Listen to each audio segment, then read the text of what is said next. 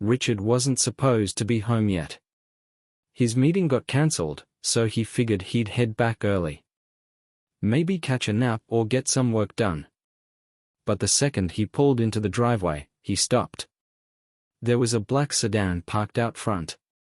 It wasn't his. And it wasn't anyone he knew. He got out of his truck, his boots crunching against the gravel. Something didn't feel right.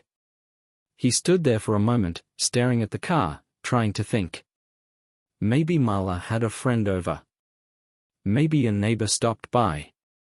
But his gut said otherwise. The house was silent when he stepped inside. No TV. No music. No sounds of Marla in the kitchen. Just quiet. "Marla," he called, his voice carrying through the empty hall. No answer. He set his keys down on the counter and froze. There was something draped over the banister, a man's jacket. It wasn't his. The air seemed heavier. His breathing slowed as he stared at it. Then he heard it. Voices. Muffled. Coming from upstairs. Richard clenched his fists. Slowly, he climbed the stairs, each step deliberate. His boots felt heavier with every step. When he reached the top, he could hear it clearly now. Laughter. Hers. The bedroom door was cracked open. He pushed it, and there they were. Marla was sitting on the edge of the bed, her face lit up with laughter. And Tom, standing too close, his shirt half unbuttoned. The laughter stopped. "What the hell is this?" Richard's voice was low, cold. Marla's face went pale. Tom stepped back, raising his hands. "Richard, listen." Richard didn't wait. 2 strides, and he was in front of Tom, grabbing him by the collar. "You think you can come into my house?" he growled, his grip tightening. "Wait. Let's talk about this," Tom sputtered, trying to pull away. Richard's fist connected with his jaw, hard. Tom stumbled back, hitting the dresser. Marla screamed, jumping up from the bed. "Richard, stop it!" He turned to her, his eyes blazing. "Don't you dare tell me to stop. Not after this." Tom was trying to steady himself, blood dripping from his nose.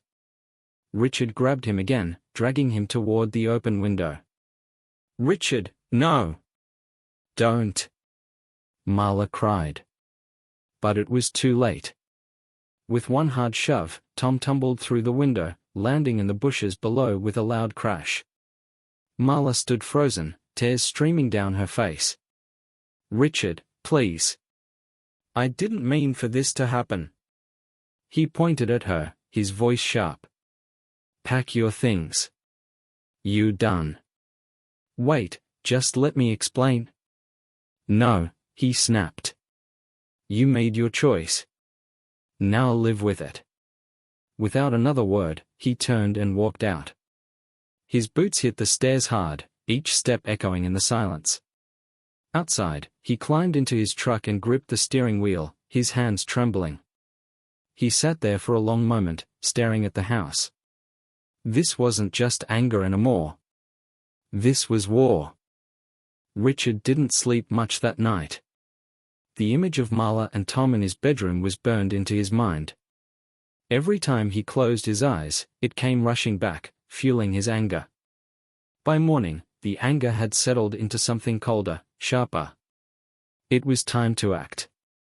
He started with her phone. Marla had left it on the kitchen counter, and Richard wasn't one to waste an opportunity. It didn't take long to find what he was looking for: texts from Tom, emails confirming their meetings, even hotel reservations under her name. He transferred everything to his computer, organizing it into a neat folder labeled Evidence. Next, he checked the joint credit card account. Sure enough, there were charges for restaurants and gifts he hadn't heard of. One charge, in particular, stood out: our weekend at a spa resort, booked 2 months ago. Richard clenched his jaw. They'd been careful, but not careful enough. By mid-morning, he was sitting in his attorney's office. "She doesn't know you're filing yet?" the lawyer asked, looking over the evidence. "No," Richard replied. "But she will soon. I want everything in place before she finds out." The lawyer nodded. "We can freeze her access to the accounts and start working on the divorce papers. With this evidence, she won't get much." "That's the idea," Richard said. After leaving the attorney's office, Richard went straight to the bank. He removed Marla's name from the joint accounts, ensuring she couldn't touch his money. When he got home, he found her sitting in the living room, her bags still unpacked. "Richard," she started, standing as he walked in. "We need to talk." "Oh, we'll talk," he said, setting his keys on the counter. "But first, let me make one thing clear, you're not taking me for a fool." "What are you talking about?" she asked, her voice trembling. "You know exactly what I'm talking about," Richard said, pulling out his phone. He opened the folder labeled Evidence and handed it to her. Marla's face went pale as she scrolled through the photos, texts, and receipts. You went through my phone," she whispered. "I did," he replied coldly. "And I'm just getting started." Her eyes filled with tears. "Richard, please, I can explain." "Don't," he cut her off. "You had your chance. Now it's my turn." She sat frozen in her chair, gripping the printed email like it was a lifeline. The color drained from her face, leaving her pale and visibly shaken. For a few moments, the room was silent except for the ticking of the clock on the wall. Finally, she managed to whisper, "It's not what it looks like." "Really?" I said, my tone calm but icy. "Because it looks exactly like what it is. You've been lying to me, sneaking around with him. And now you're sitting here thinking I'm stupid enough to believe your excuses?" Her eyes darted around the room as if searching for an escape. "Tom is just a friend. Those messages—" "Stop," I cut her off, leaning forward. "Don't insult me with lies. I have everything, the videos, the emails, the calls, the credit card charges. You've been playing me for a fool, but that ends tonight." Her breathing quickened, and she put the paper down. "We've been together for 40 years, Richard. 40 years. Are you really going to throw all of that away because of one mistake?"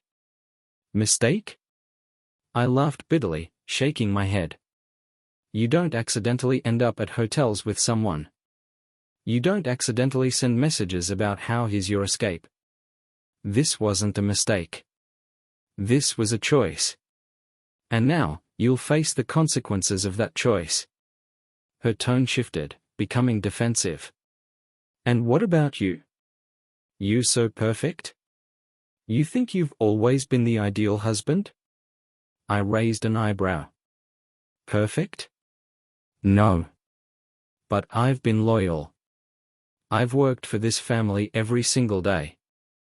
I built this life for us, and while I was doing that, you were out chasing attention from someone else.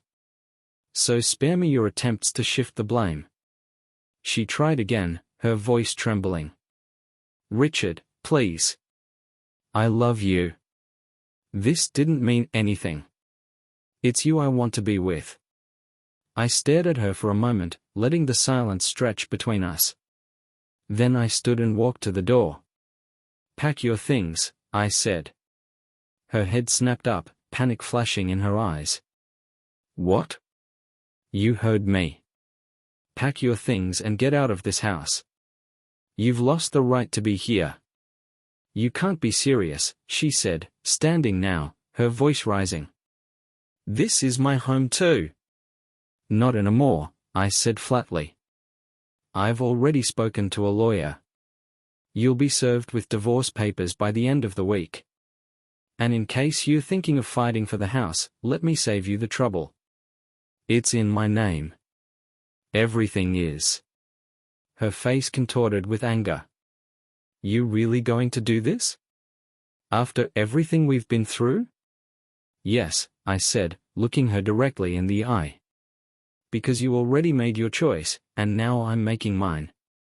She stormed out of the room, slamming the door behind her. I could hear her pacing in the hallway, muttering to herself, but I didn't follow her. Instead, I sat back down at my desk and opened the folder of evidence once more. This wasn't about emotions anymore. This was about control.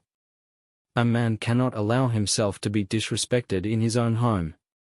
The moment he does, he loses everything: his authority, his dignity, his identity. And I wasn't going to let that happen. An hour later, she came back into the room, her expression calmer but no less defiant. "Where am I supposed to go?" she asked. "That's not my concern," I said. "Call your friend. I'm sure he'll be happy to help." Her lips pressed into a thin line. "You really going to kick me out like this?" "Yes," I said without hesitation. She stared at me for a long moment, then turned and walked away. I didn't hear from her again that night. The next morning, I found her bags packed by the front door. She was sitting on the couch, her head in her hands. When she saw me, she stood. "I don't know why you're doing this," she said softly. "You'll have plenty of time to figure it out," I replied, holding the door open. She hesitated, looking like she wanted to say something else, but then she picked up her bags and walked out. As the door closed behind her, I felt an overwhelming sense of relief. The weight of her lies was no longer mine to carry. The house was eerily quiet after she left. For the first time in decades, there was no humming from the kitchen, no sound of her voice filling the space. Instead of feeling lonely, I felt something else entirely: a freedom. It wasn't the kind of freedom that brought joy, but the kind that came from reclaiming control. I spent the rest of the morning securing everything. The locks on the house were changed by noon, and the security system updated to ensure she couldn't gain access. I wanted her completely severed from the life she had betrayed. By the time the locksmith left, I sat in the living room, staring at the silence. For 40 years, I had built everything around her: our home, our family, our plans for the future. But now, looking around, I realized she had already been gone long before this. Her presence in this house had been hollow, a shadow of the woman she once was. By mid-afternoon, I received the first call. It was from our daughter, Ellen. "Dad, what's going on?" Mom called me crying. "She said you kicked her out." "I did," I said simply. Her silence spoke volumes. Finally, she said, "Why?" I didn't sugarcoat it. "Because she's been lying to me. She's been seeing someone else, and I won't tolerate it." Ellen let out a sharp breath. "Are you sure?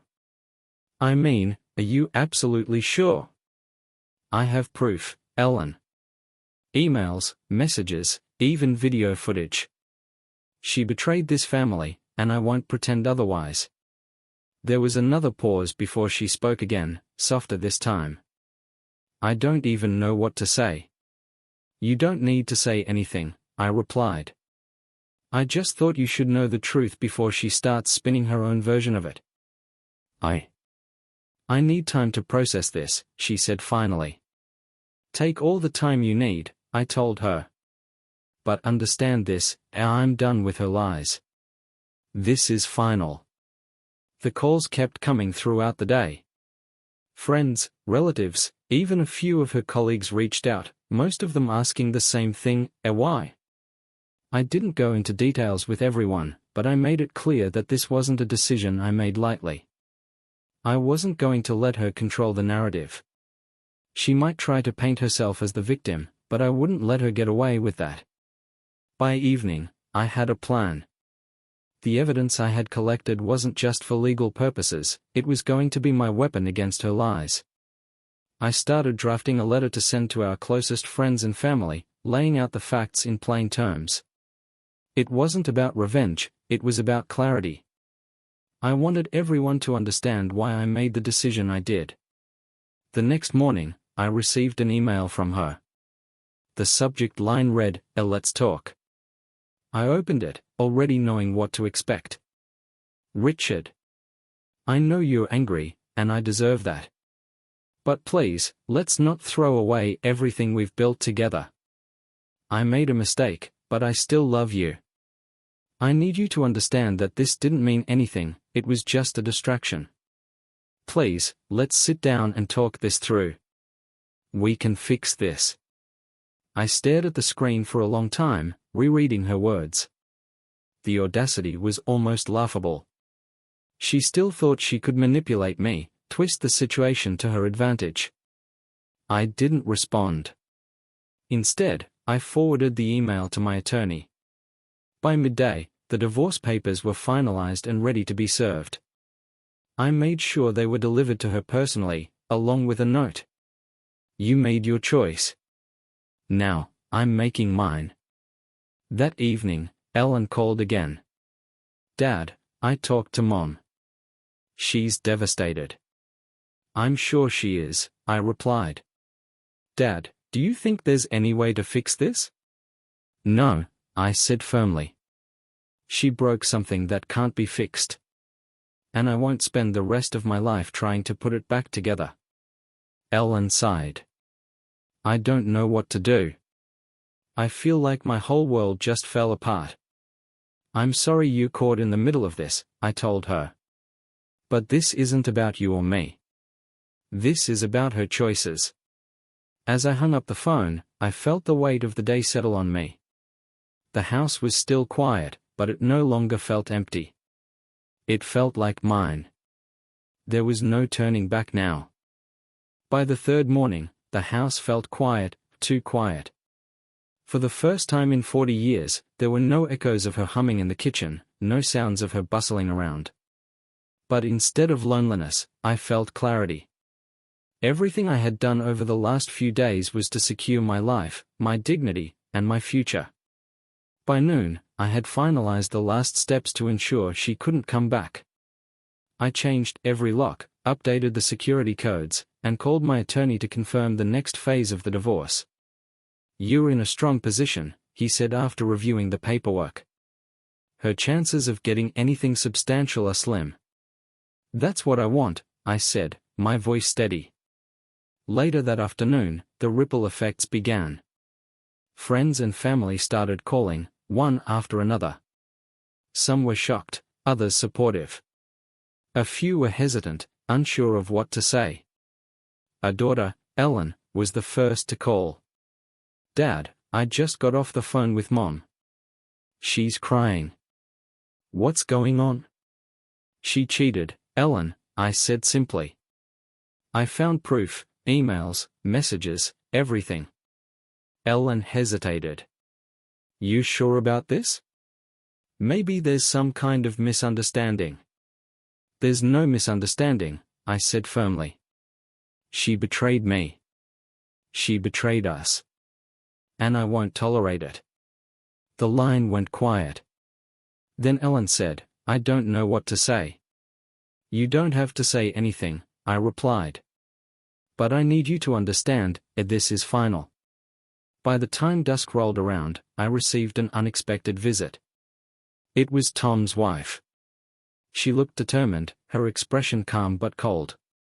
Do you have a minute? She asked.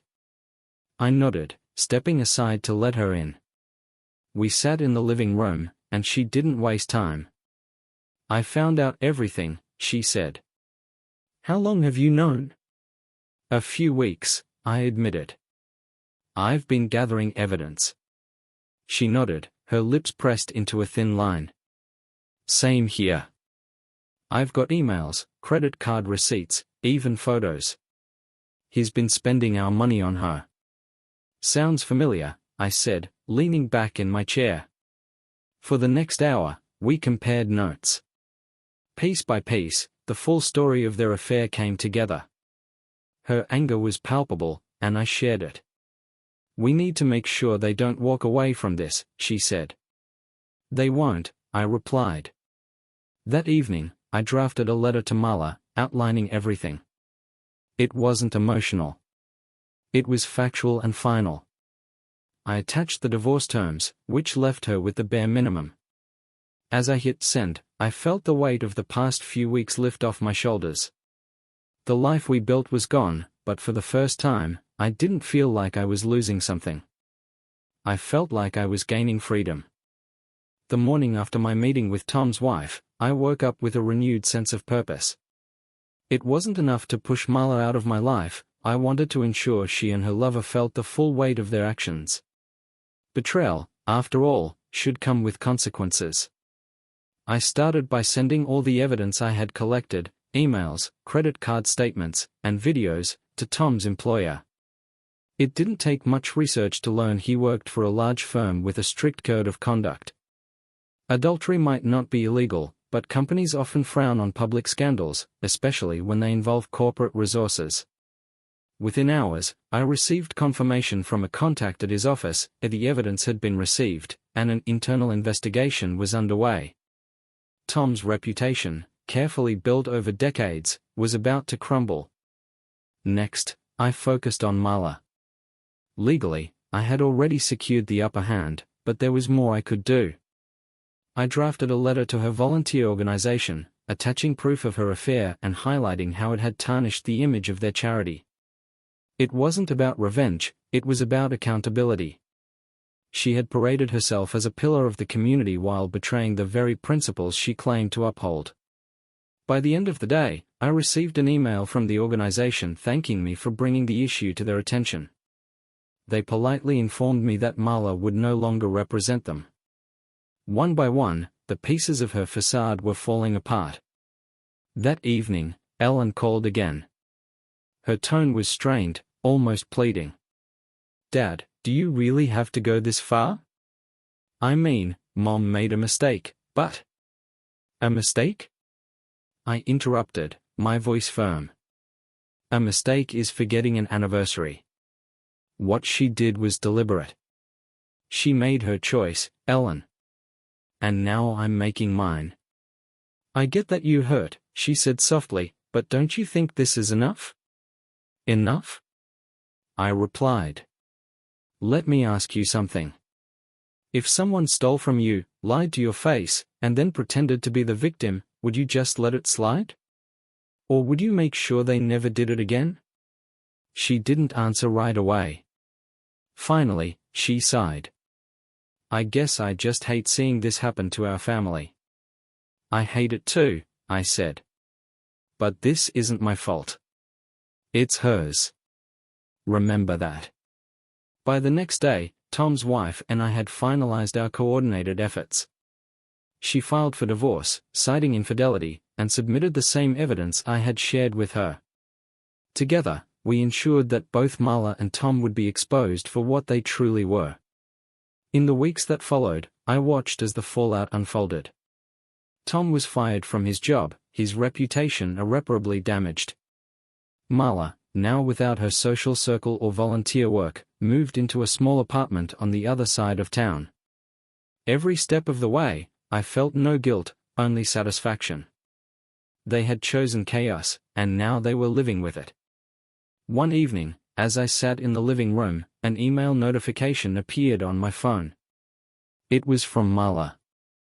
"Richard. I know I've hurt you, and I know you probably hate me.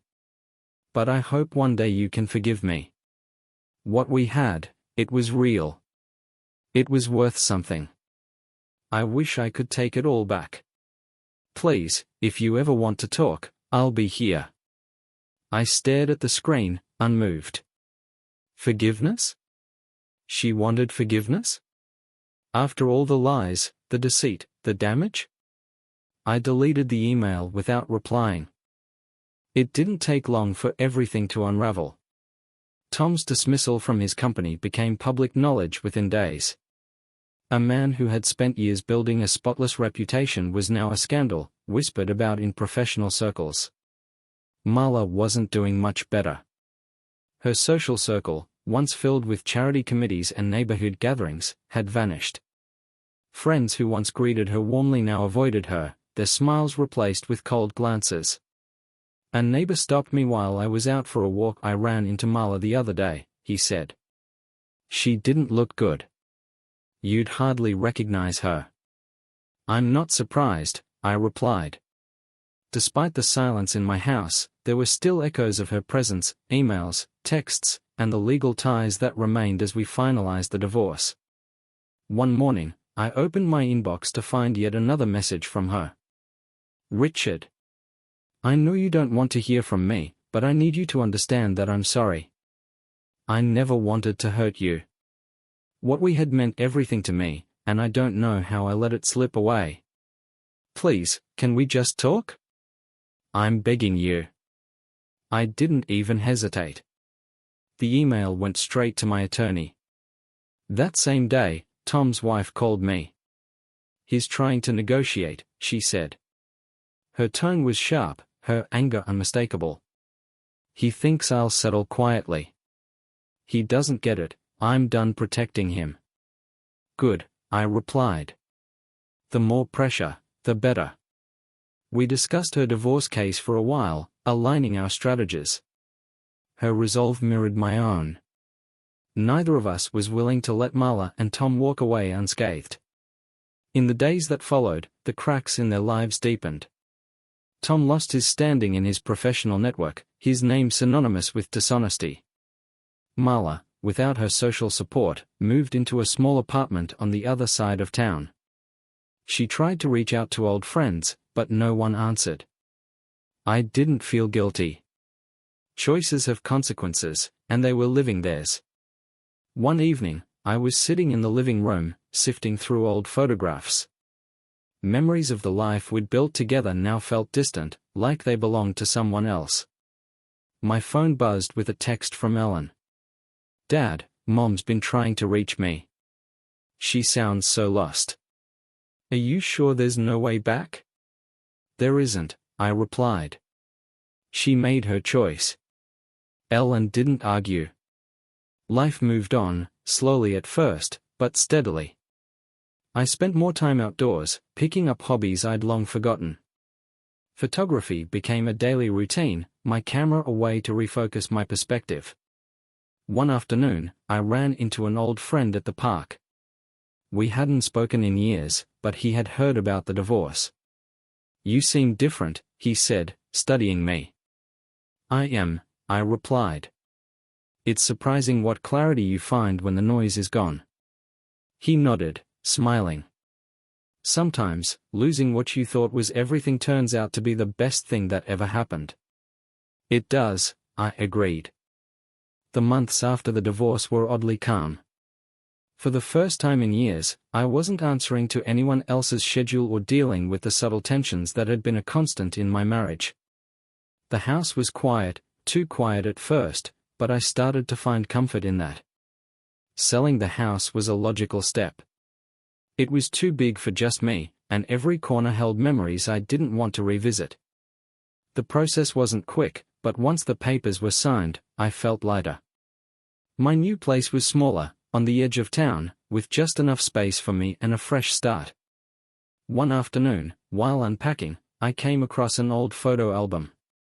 I hadn't seen it in years. It was filled with pictures from family vacations, birthdays, and holiday dinners. Marla's face was everywhere. She looked so happy in those photos, like the person I thought I had married. But staring at those pictures now, it was hard to reconcile that version of her with the one who had destroyed our life together. I closed the album and put it away. There was no use getting stuck in the past. A few weeks later, Ellen came by to visit. She wandered through the house, taking in the unfamiliar space. It's nice, she said, but there was hesitation in her voice. You don't like it? I asked. No, I do, she replied. It's just different. Everything's different now. It's supposed to be, I told her. Different is good. It's what I need right now. She nodded slowly. I just hope you're okay. I am, I said firmly. Better than I've been in a long time. Don't worry about me, Ellen. Worry about yourself. I started filling my days with small routines. Morning walks in the park, afternoons with a camera in hand, and evenings reading books I hadn't touched in years. Photography became more than a hobby, it was a way to focus on the present. I joined a local club, something I never would have done before. Meeting new people, sharing ideas, and hearing their stories gave me a sense of community I hadn't realized I was missing. Now and then, I'd hear things about Marla. Someone mentioned seeing her at the grocery store, looking tired and worn down. Another said she'd reached out to a few mutual friends, but no one was interested in reconnecting. Tom's name came up even less. He had left town not long after everything unraveled. Where he went, I didn't know, and I didn't care. One evening, I was sorting through some of my photos when an email popped up. It was from someone in the photography club. "Hi Richard. I just wanted to say how much I love your work. That shot of the bridge, it's incredible. Have you ever thought about putting your photos in a gallery?" I smiled at the message. It was the first time in months that my thoughts weren't about Marla or Tom. For the first time, I wasn't looking back. I was looking forward. Time kept moving, and I found myself finally keeping pace with it. The pain that had weighed on me for so long was lifting. It wasn't gone, not completely, but it was fading into something manageable. Most mornings, I'd walk to the park with my camera, looking for quiet moments to capture. A bird perched on a branch, the way sunlight filtered through the trees, little details I hadn't noticed before. I submitted a few of my photos to local galleries. At first, I wasn't sure if they were good enough, but people seemed to like them. One gallery reached out to me directly and offered to showcase a few pieces. "You've got an eye for timeless beauty," the owner told me. Her words stuck with me. It felt good to hear, especially after so many years of being overlooked. The questions about Marla still came up now and then. Neighbors, old friends, even casual acquaintances seemed curious. "Have you spoken to her?" one neighbor asked as I locked my front door one evening. "No," I said, keeping it simple. "She's not the same," they added. "Quiet. Withdrawn. Like she's carrying something heavy." I didn't reply. What could I say? Her burden wasn't mine anymore. Ellen stopped by more often than before, usually on weekends. She didn't always talk about Marla, but when she did, it was always the same story. "She called me again," Ellen said during one visit. "She asked about you. Wanted to know if you're happy." "What did you say?" I asked. "I told her you're fine. That you're doing better than ever." I nodded. "Good. She doesn't need to know anything else." Ellen sighed. "I think she regrets what happened, Dad. I think she's just lost." "She made her choices," I replied. "And I made mine. We're done, Ellen. Let it be." She didn't argue. For the first time in years, I was building a life that was mine. My days were simple but satisfying. Mornings in the park, afternoons editing photos, and evenings reading books I hadn't touched in years. The gallery opening was a turning point. I hadn't planned to attend at first, but the owner insisted. "It's your work. You should be there to see how people respond." The event was bigger than I expected, with dozens of people milling around, chatting, and admiring the art on display. My photos were hung near the entrance, and I watched as strangers paused to study them, pointing out details I hadn't even noticed myself.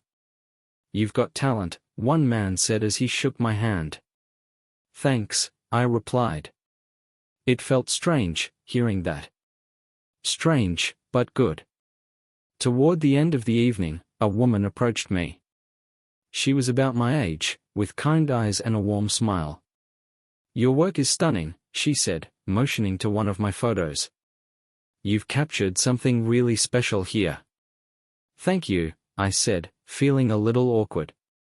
Compliments weren't something I was used to anymore. We ended up talking for a while, about photography, the gallery, even the best coffee spots in town. Her name was Laura. She had a way of making conversation feel easy, natural. By the end of the night, she gave me her number. "In case you ever want to grab that coffee," she said with a smile. Driving home, I couldn't stop thinking about the night. About the people, the compliments, and Laura. For the first time in a long time, I felt like my life was opening up again. It wasn't about forgetting the past, it never would be. But the past wasn't holding me back anymore. A year passed. It crept by quietly, but not in a bad way. Life wasn't rushed anymore. The anger, the resentment, they were gone. What was left was simple, at peace. I had a routine now. Mornings were for coffee and the park. Afternoons were for editing photos. Evenings were mine to spend however I wanted. No more compromises. No more pressure to meet someone else's expectations. One Saturday, Laura and I went to the farmer's market together. It wasn't planned. She texted me the night before, asking if I wanted to join her. The market was busy, full of families, couples, and vendors calling out their sales. We wandered through the rows, stopping at stands with fresh flowers and homemade jam. "Do you always come here?" I asked, watching her inspect a basket of strawberries. "Almost every weekend," she said with a smile. "It's my escape." "From what?" She shrugged. "Life. Stress. Sometimes, it's just nice to be around people without having to talk too much." I understood that. We didn't talk much ourselves that morning, and it felt good. Comfortable. A week later, Ellen visited. She stopped by unannounced, which wasn't like her.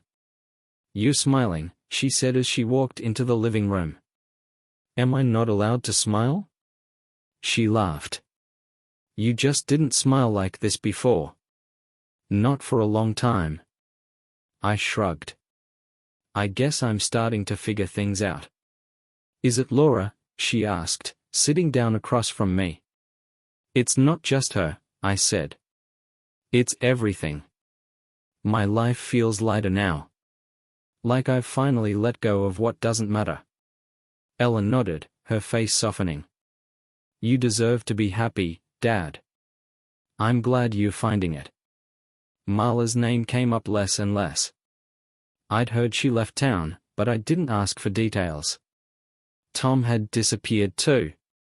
Wherever they ended up, it didn't matter. They were ghosts from another life, faint memories that held no power over me anymore. The gallery invited me to another event, this time showcasing new artists. They wanted to feature a few of my recent pieces. I wasn't sure at first, but the owner insisted. "People loved your last work," she said over the phone. "You'd be surprised how many have asked about you." So I agreed. The night of the event, the gallery was packed. My photos hung near the entrance, where everyone could see them. People stopped to look, whispering to each other, pointing out details. It was strange, watching strangers appreciate something I had created. Strange, but rewarding. Laura arrived halfway through, wearing that same kind smile. "These are beautiful," she said, motioning to my photos. "You've really found your place, haven't you?" "I think I have," I replied. We stayed until the gallery started to clear out, talking and laughing the whole time. Driving home that night, I felt something I hadn't felt in years, excitement. Not the kind that comes from big, dramatic changes, but the quiet kind, the kind that builds slowly, promising something better. My past would always be there. I couldn't erase it. But it didn't define me anymore. The road ahead was wide open, and for the first time, I wasn't afraid to take it.